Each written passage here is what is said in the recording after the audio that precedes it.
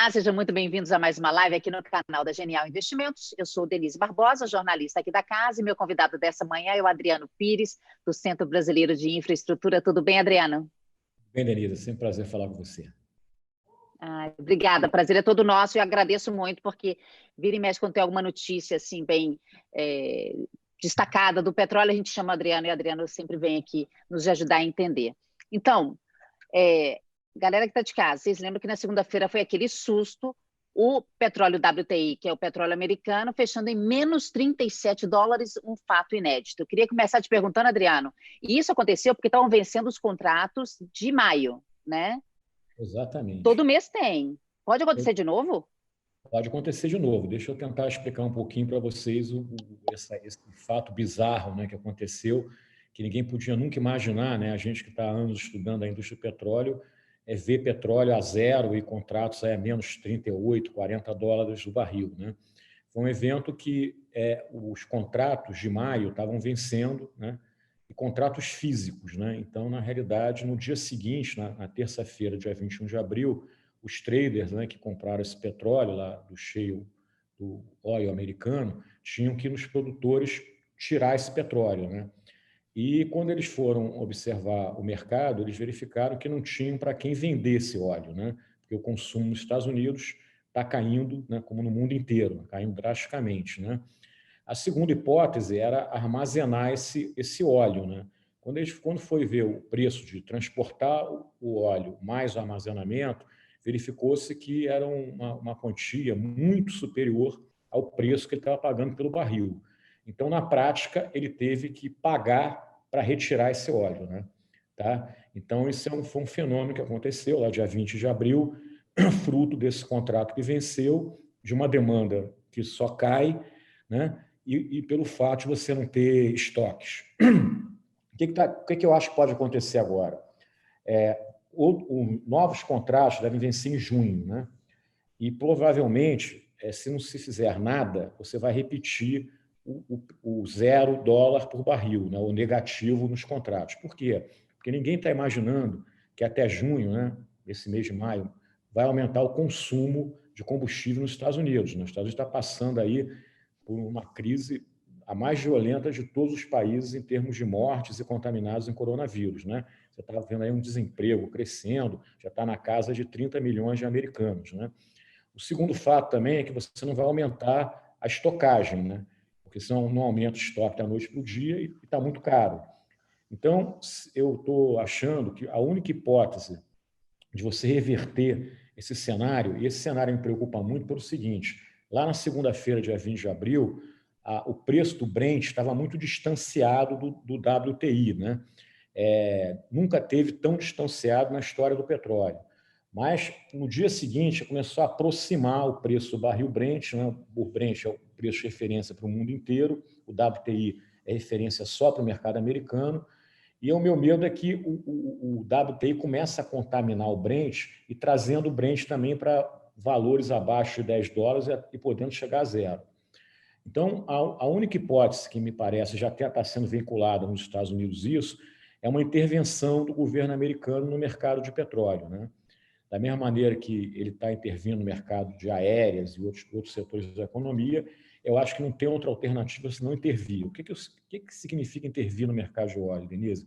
É o seguinte: o governo americano vai chamar os produtores de shale e falar: olha, eu vou pagar para vocês $30 o barril, $40 o barril por X milhões de barris, né? E, em contrapartida, vocês não vão parar de produzir, né? Você vai parar de produzir. E isso para quê? Para enxugar a oferta, né? Então, vamos supor que eles consigam parar de produzir 5 milhões de barris dia.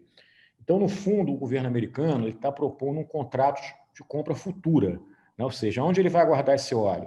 Ele vai guardar o óleo lá no poço do shale.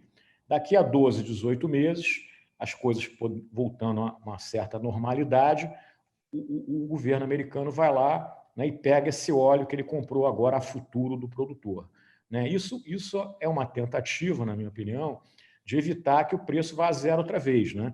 Porque se você também arrastar o Brent para zero, você vai ter uma crise geopolítica internacional violenta, porque Brent a zero quebra a Rússia, quebra a Arábia Saudita, né? Então você pode até no limite, né, provocar uma guerra de verdade, né? Então, eu acho que eu não vejo nenhuma alternativa a não ser keynesiano, né, que está na moda agora ser keynesiano, no mercado de óleo também, né? Explica para a gente o que é ser keynesiano. Porque agora, né, com essa crise enorme, né, do que a gente está vivendo, todo mundo resolveu, né, que precisa de dinheiro do Estado para evitar estragos maiores, né? Até então, você tinha toda essa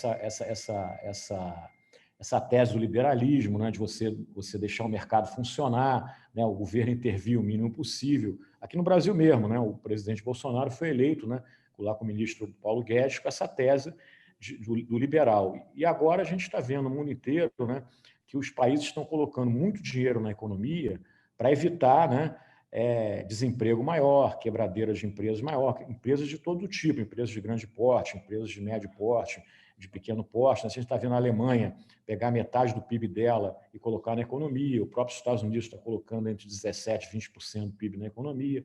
Então é você, com dinheiro público, salvar as empresas. Então eu acho que o setor de petróleo também vai precisar disso nos Estados Unidos, vai precisar de dinheiro do governo para evitar um desastre maior, né?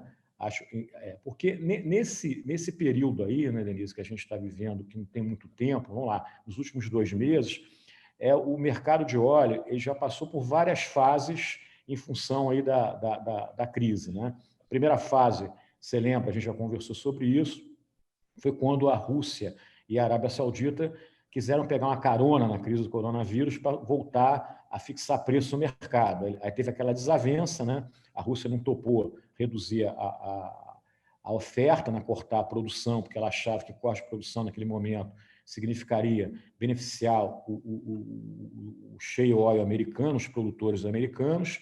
Aí a Arábia Saudita dobrou a aposta, botou mais óleo no mercado, o óleo despencou 30%. De lá para cá, você tem uma volatilidade muito grande, sempre abaixo de 30%. O presidente Trump tentou intervir no mercado, teve aquela reunião da OPEP, onde foi cortado para maio 9,7 milhões de barris, mas que também só fez cosquinha no preço, né? Porque hoje, com essa crise, você tem uma queda no mercado entre 25 a 30 milhões de barris por dia, né? Então, se tirar 10, não afeta em nada o preço, né? O que a gente está imaginando, né, Denise, é que se esses programas de retorno, né, à economia, tipo esse que o presidente Trump lançou e governadores aqui no Brasil estão fazendo também, né, de lá fase 1, fase 2, fase 3 da volta, se essa coisa der certo, né, e a gente torce para que isso aconteça, né, vamos torcer para que não haja um repique da doença, o consumo também vai voltando aos poucos, né? E o petróleo, e os derivados, né, os combustíveis, eles sempre são o primeiro a cair e o primeiro a voltar, né? Então, eu tenho até conversado aí com outras empresas aí, outros bancos igual a vocês, que no segundo semestre aqui no Brasil pode ser que haja um crescimento muito grande do consumo de gasolina. Por quê? Porque da mesma forma que o consumo do botijão de gás subiu muito, né? O único que cresceu foi o botijão em função do isolamento, das pessoas ficarem com medo de ficar sem gás, como ficar dentro de casa cozinhando. No segundo semestre, se a gente voltar um pouco com a economia, eu acho que as pessoas vão ter muito receio de andar de ônibus, de andar de metrô, de andar de trem. Então, eu acho que você vai ter o consumo de gás vai subir porque todo mundo vai querer andar de carro, né? Ele vai preferir ficar no engarrafamento 3 horas do que pegar um metrô ou um ônibus. Quem puder fazer isso, evidentemente. Acho que até gente que tem funcionários em casa vai preferir mandar um Uber buscar o funcionário na casa dele, com medo do cara também entrar num ônibus, entrar num trem e ser contaminado. Então, acho que isso é uma perspectiva que eu estou vendo, né? Entendeu? Entendo exatamente o que está acontecendo. Eu estou trabalhando aqui, a empresa praticamente vazia, mas eu estou vindo e a empresa realmente paga para mim um carro de aplicativo para eu não vir de transporte público. Agora é o seguinte, qual que é desses preços que influencia mais a Petrobras e como é que está a Petrobras no meio dessa queda tão brusca do preço dos combustíveis, do petróleo? O preço que influencia a Petrobras é o Brent, né? Como eu falei anteriormente, você tem 2 preços de referência no mercado internacional. É o WTI, que ele retrata a realidade exclusivamente do mercado americano, e o Brent, que retrata a realidade do resto do mundo, né? O preço mais global. No caso então, da Petrobras, ela usa o Brent. Até o Brasil também usa o Brent, por exemplo, para calcular os royalties, né, que os estados recebem, né? É também em cima do Brent. E a Petrobras, né, ela está numa situação, quer dizer, difícil, né, como toda petroleira, né? Mas me parece que ela está conseguindo, né, se adaptar a essa crise nunca vista, né, no mercado de petróleo na história, né? A gente nunca viu no mercado de petróleo um tombo de preço tão grande como esse, né? Petróleo a zero, volto a repetir, era uma coisa inimaginável, né? E ela está, então, tentando fazer o dever de casa dela, reduzindo o custo, né? O que ela está fazendo? Ela reduziu o plano de investimento dela em 30%, ela está diminuindo a jornada de trabalho dos seus funcionários, ela também cortou 200 mil barris por dia de produção, ela hibernou, né, uma série de plataformas que estão localizadas no mar, mas em água rasa, né, que são campos de petróleo mais caros, com esse nível de abaixo de $30, abaixo de $25, não são viáveis, então ela fez essa hibernação.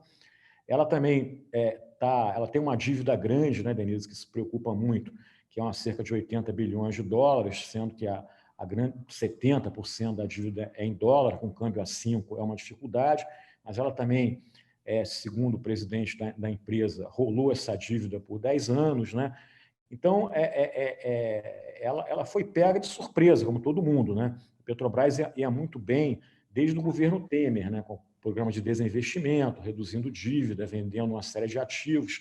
Esse ano, os grandes ativos que ela ia vender seriam refinarias, né? E também alguns campos de petróleo e gás, né? Os próprios leilões do governo foram adiados. Então, tudo isso vai ser jogado um pouco para frente, né? Mas, de qualquer maneira, se essa crise do coronavírus tivesse vindo lá no governo da presidente Dilma, né, seria muito pior para a Petrobras, né, porque lá ela estava com uma situação muito mais difícil, né? Ela estava com uma dívida muito maior, né, você não tinha feito essa reestruturação de custo da empresa, né? Então, assim, ela estava com algumas doenças de morbidade, vamos dizer assim, né? Então, o vírus poderia fazer muito mais mal à empresa naquela ocasião do que agora.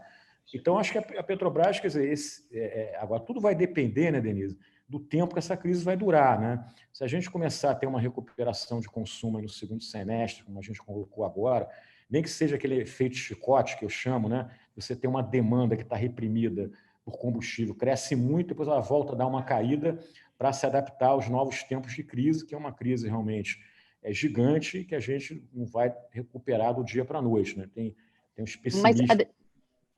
Adriano, só para entender, a Petrobras aguenta o petróleo caindo até quanto?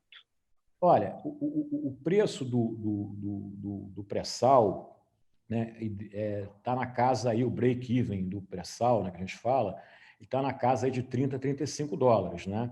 Agora a Petrobras está tentando se adaptar aí para um petróleo, segundo também a empresa, de $25.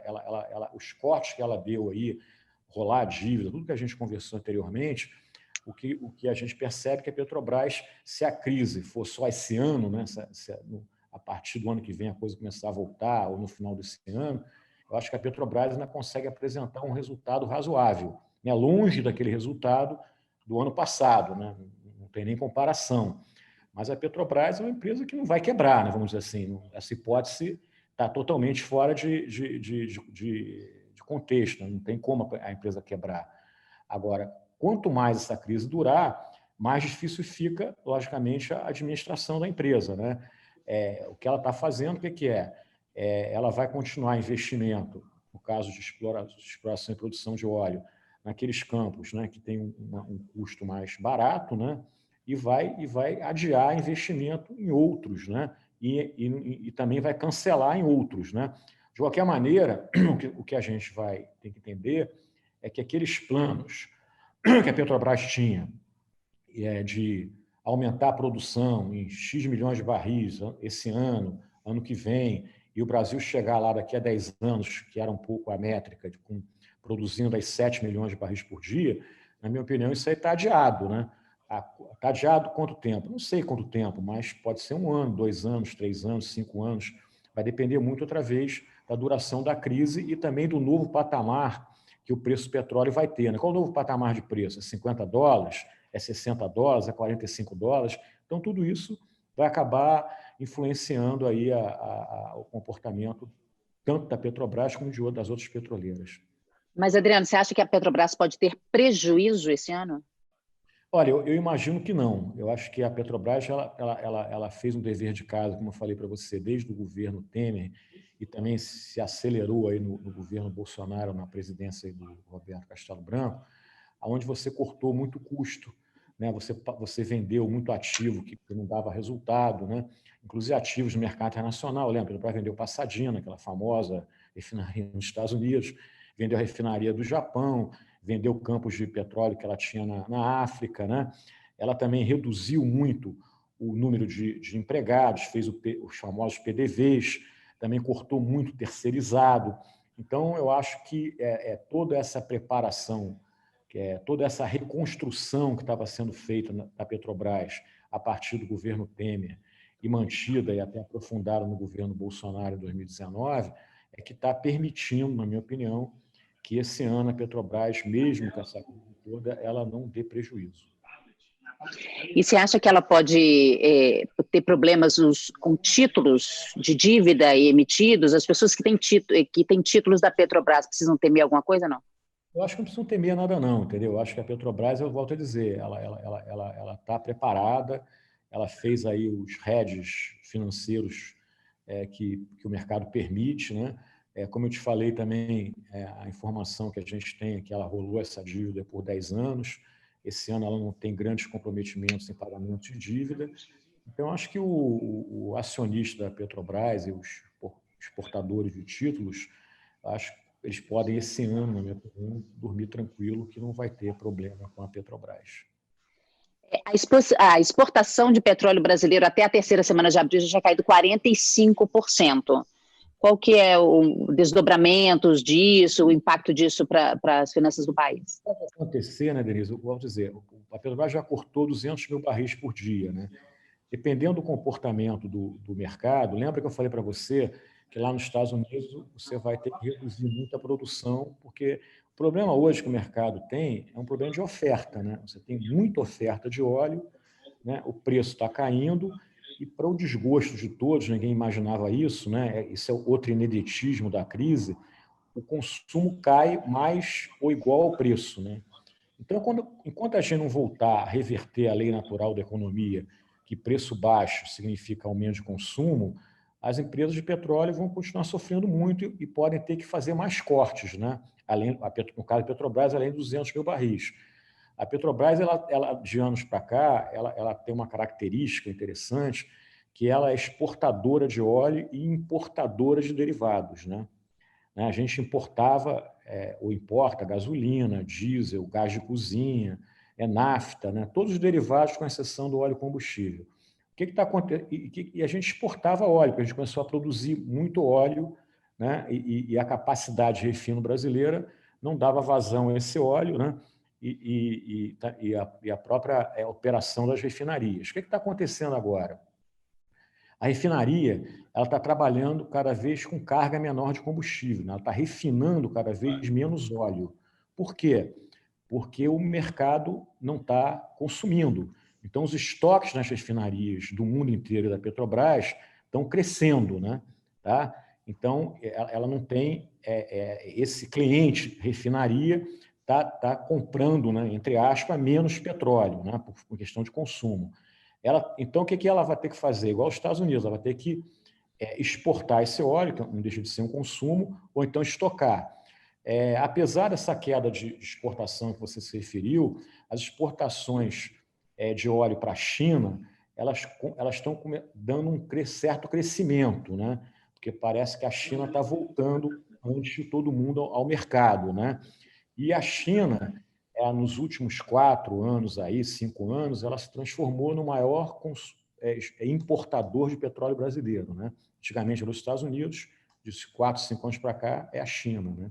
Então, se a China estiver retomando mesmo o crescimento, a própria Vale, né, tem declarado que também a exportação de minério para a China não tem apresentado grandes quedas. É a mesma coisa da Petrobras com o petróleo, né? E a China deve também ter uma política para os próximos meses de aumentar o estoque, né? Porque ela vai querer comprar petróleo barato para que isso viabilize um retorno de crescimento ainda mais rápido.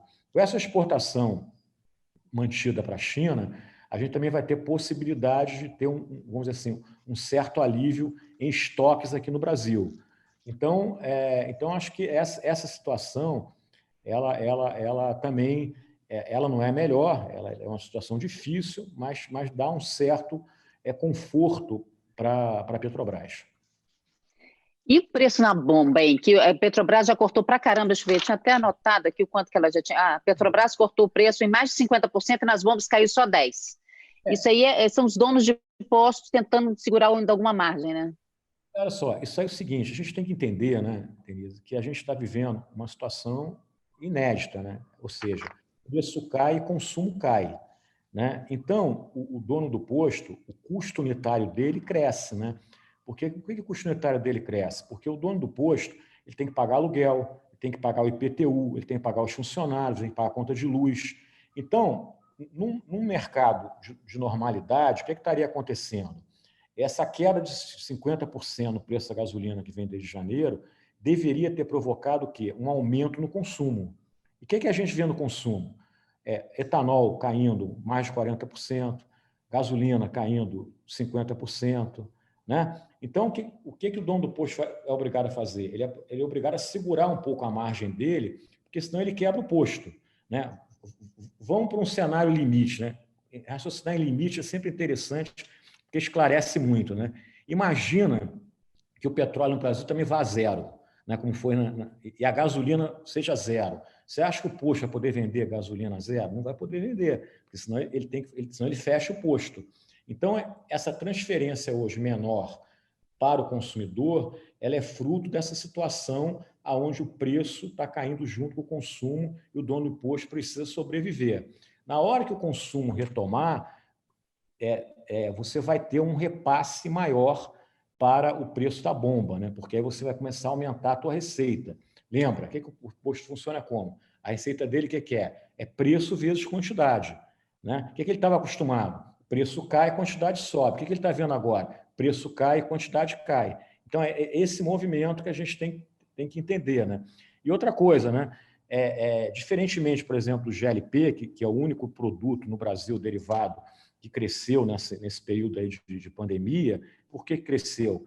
Porque as pessoas armazenaram botijão dentro de casa também. Teve muita gente que estocou botijão, com medo de faltar. Eu brinco que é o efeito álcool gel no botijão, né? No início do coronavírus. E também teve revendedor aí que também estocou para ganhar um dinheirinho a mais, né? Tem sempre o oportunista no mercado, né? Tem cara correto, mas tem gente que não é correta. Isso faz parte também do show. Agora, gasolina não dá para armazenar, né, Denise? Não dá para a gente no posto, assim, me dá aí 100 litros de gasolina que eu vou guardar em casa. Não pode, até porque gasolina é uma coisa que explode, é uma coisa que pela legislação brasileira, você não pode guardar gasolina em lugar nenhum. Né? O único lugar que você guarda gasolina é na refinaria e nos tanques das distribuidoras e dos postos revendedores. Então, esse é o que está acontecendo. Então, está tudo diferente. As pessoas tendem, então, ficam assim, às vezes, não, porque é um absurdo o posto não repassar, né? Não é que é um absurdo, ele está repassando, repassou 10%, é que não dá para repassar também muito, porque senão você vai quebrar os postos de gasolina e quando voltar também o mercado, você tem mais desempregado, tem mais estabelecimentos fechados. Adriano, tem uma pergunta aqui do Rafael, pedindo para você falar um pouco sobre o mercado de etanol, como é que estão as usinas? Você acompanha esse mercado também, né? Exatamente. Não, o mercado de etanol tá difícil, né? O etanol, né, é um produto, né, que é o maior programa de fonte renovável que o Brasil tem, né? Mas ele é muito maltratado pelos diferentes governos, né? Se lembra que no primeiro governo do presidente Lula, a gente ia virar a Arábia Saudita verde, né? Então, o presidente incentivou a construção de usinas, expansão de usinas, mais plantação de cana, né, no campo, e até criou aquele programa do biodiesel. Aí veio 2008, se anunciou o pré-sal, aí de Arábia Saudita verde nós viramos Venezuela, né? Aí a presidente Dilma, no primeiro mandato dela, subsidiou o preço da gasolina e quebrou uma série de usinas, as recuperações judiciais aumentaram enormemente, e agora no governo do Temer e do Bolsonaro, você começou a recuperar o etanol, né? E, inclusive, criando aquele programa do Renova Bio, né? Que é um programa para até você poder que o setor tenha um planejamento melhor para os próximos anos. Aí, no meio do caminho, agora, o etanol contraiu o vírus, né? E parece que o governo não quer tratar do etanol, né? Tá deixando o etanol morrer. Então, a situação hoje está precária, porque a gasolina está muito barata, então o etanol perdeu completamente a competitividade para a gasolina, né? E a gente esperava, né, que o governo, nessa travessia da crise, outra vez, o governo está ajudando as aéreas, está ajudando o setor elétrico, também desse uma ajuda no etanol, aumentando a CID, financiando os estoques do pessoal lá do setor. Mas, por enquanto, a gente não teve nenhuma notícia, né? O governo não quer aumentar a CID, né? Há uma divisão dentro do governo nítida. A Petrobras, o Ministério da Economia, são contra mexer na CID e parece que a única ajuda que estaria acontecendo seria esse financiamento de estoque. Eu acho assim uma visão muito cega do governo, Denise, porque o etanol, a CID é um imposto ambiental. Se ela gera benefício ambiental, você tem que ir para o preço, né, do etanol. E o etanol tem ajudado muito nos últimos anos, a saúde pública brasileira. O ar que você respira em São Paulo, que eu respiro no Rio, melhorou muito em função de etanol. Então, doenças respiratórias aí que estão na moda também se discutir, uma série delas foi evitada pelo etanol no Brasil, né? E agora o governo está deixando o etanol morrer, o que realmente eu não consigo entender. E a situação, evidentemente, de toda a cadeia, né? As usinas que têm capacidade de estocar, estão estocando, igualzinho ao petróleo, né? Mas tem um limite de estocagem. Tem usinas também que podem virar a chave e produzir mais açúcar que etanol, vão fazer isso.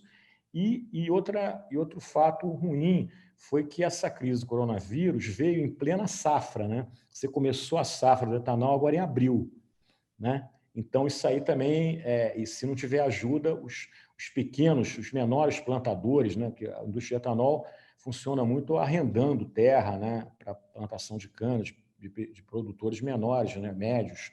Eles também estão sofrendo muito, porque o governo realmente não está ajudando, né?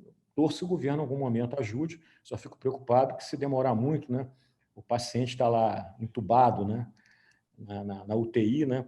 Pode morrer antes, né?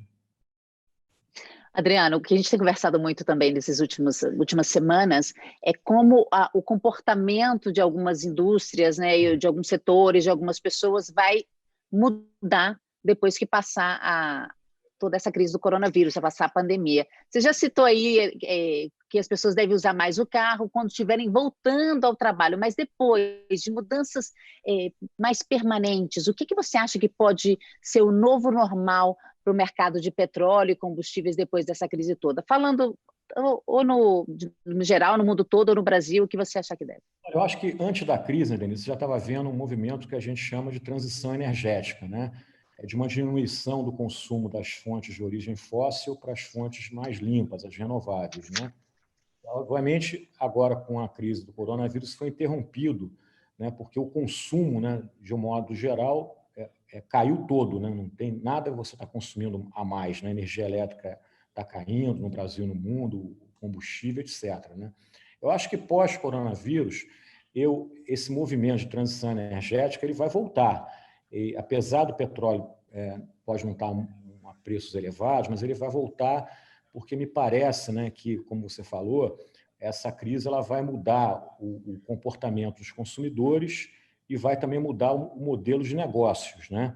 Acho que ninguém vai passar por essa crise com a mesma percepção de mundo que a gente tinha antes da crise, né? Estou falando disso para a pessoa física e a pessoa jurídica, né? Então, me parece que investimentos que produzam, né, uma melhoria de qualidade de vida para a população, eles podem ter prioridade no pós-coronavírus. Não é o caso da indústria do petróleo, né? Então, acho que a transição vai continuar. Obviamente, a gente vai continuar consumindo petróleo, a gente vai voltar também, quando a economia se arrumar, aquela transição do gás natural, né? Lá atrás, né? Antes da crise, o que estava acontecendo? A primeira transição energética que a gente via na economia, além do crescimento do consumo de fontes renováveis, né? A gente também estava vendo um crescimento muito grande do gás natural, né? Que tanto para gerar energia elétrica, como consumo em indústria e até consumo em transporte, caminhões, navios, locomotivas, carros, né? Eu acho que isso vai retornar ano que vem e não, eu acho que não vai demorar, entendeu? Então, essa transição ela vai continuar, né? Então, o petróleo ele tende no decorrer aí dos próximos 30, 40 anos, eu não sei, a ser uma energia cada vez menos valiosa, menos consumida. Até porque, né, Denise, esse negócio do clima, né, da mudança climática, é uma coisa também que existe, né? Eu estou do lado de quem acredita na mudança climática, né? Eu estou do lado de quem acha que a Terra redonda não é plana, né? Então, eu sempre procuro, até para uma questão de ofício, eu estou do lado da ciência, né? E o que me preocupa é o seguinte, vírus como esse que a gente está enfrentando, ele veio da noite para o dia, né? Você teve na sexta-feira, dormiu, no sábado você não podia mais sair de casa, né, Denise? Agora, a mudança climática, ela vem a conta-gotas, né? Todo dia ela pode ir piorando. E se a gente não prestar atenção, quando o copo encher dessas gotinhas todas, o efeito da mudança climática, com certeza, vai ser muito pior e muito mais dramático que essa situação de coronavírus que a gente está vivendo. Tá joia. Adriano, agradeço muito a sua presença aqui com a gente. Muito obrigado por vir aqui. Está muito didático, foi ótimo te ouvir. E vamos ver se as coisas melhoram daqui para frente. Obrigada, viu?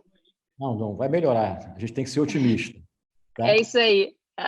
Tá joia. Você de casa, muito obrigada. Deixe seu like, se inscreva no canal, clique no sininho para receber as notificações. E quem ainda não é cliente da Genial, tem um link aqui na descrição para você abrir sua conta. Um beijo, até a próxima.